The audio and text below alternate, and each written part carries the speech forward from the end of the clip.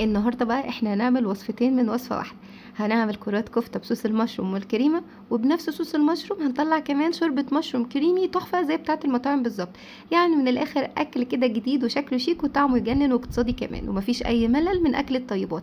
قبل ما نبدأ اعملي لايك وشير وfollow للصفحة واكتبي لي في الكومنتات تحبي وصفاتنا الجاية تبقى إيه، ويالّا بينا نشوف المكونات ونبتدي بسم الله. الأول خالص أنا معايا ربع كيلو من اللحمة جبته فرمته علشان ما يفكش لإني مش هاضيف عليه أي إضافات. طيب البهارات بتاعتي المسموحة معلقة صغيرة من الملح ومعلقة صغيرة كده من الزعتر أو رشة من الزعتر وحوالي ربع معلقة صغيرة من السكر ويعني إيه ربع معلقة كده صغيرة من البيكنج باودر. أقلب كل المكونات دي مع بعضها بعد الفرم كمان لحد ما تتسمغ معايا، وبعدين ابتدي بقى ان انا اكورها كده ايه كور صغيره الحجم اللي انتوا عايزينه. طيب انا همسح ايدي بالزيت عشان تبقى سهله التكوير معايا. بعد كده ما اكورها ابتدي ان انا اجيب معلقتين كده كبار من دقيق الحبه الكامله والف كل كوره لوحدها كده في الدقيق وتتغلف من فوق ومن تحت واسيبها على جنب. وهنا كده انا كنت خلصت كل الكميه. وحركة تغليف الدقيق دي بتخلينا يعني ايه نساعد الكفتة ان هي ما تكشش معانا وكمان تبقى متماسكة لان احنا مش حاطين اي اضافات. فانا هنا خلاص خلصت كل الكمية، يلا بينا بقى كده نشوف باقي المكونات اللي احنا هنعملها معانا.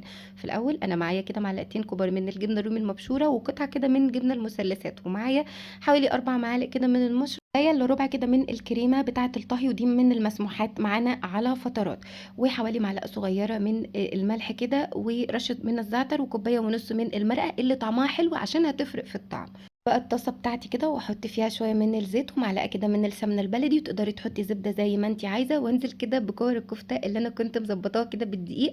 يا دوبك اقلبها كده من فوق ومن تحت زي ما انتم شايفين لحد كده ما تتسمغ معايا، وبعدين اشيلها كده من الطبق واكون بقى مجهزه المشروم بتاعي. انا استخدمت مشروم معلب، يعني جبته كده وصفيته من المواد الحافظه اللي فيه او الميه اللي فيه وشطفته شطفه بسيطه، وبعدين بقى ابتدي ان انا استخدمه يعني ايه في الوصفه. مكان الكفته انزل بالمشروم اللي هو اصلا مسموح في النظام معانا وعادي، يعني ما تقلقوش منه لان في ناس كتيره بتسالني هو معانا ولا مش معانا، لا هو معانا. هنزل كمان بمعلقه كده كبيره من دقيق الحبه الكامله وبرده ادي تقليبه، وبعد كده ما اضيف الدقيق ومع المشروم وادي تقليبه انزل بقى بكوبايه الشوربه او الكوبايه ونص من الشوربه، وبعدين احط الجبنه المثلثات ورشه الجبنه الرومي ورشه الملح والزعتر. اقلب كل المكونات مع بعضها ويا دوب تاخد غلوه انزل بقى بكور الكفته واسيبها كده ايه تستوي على مهلها واقلب كده.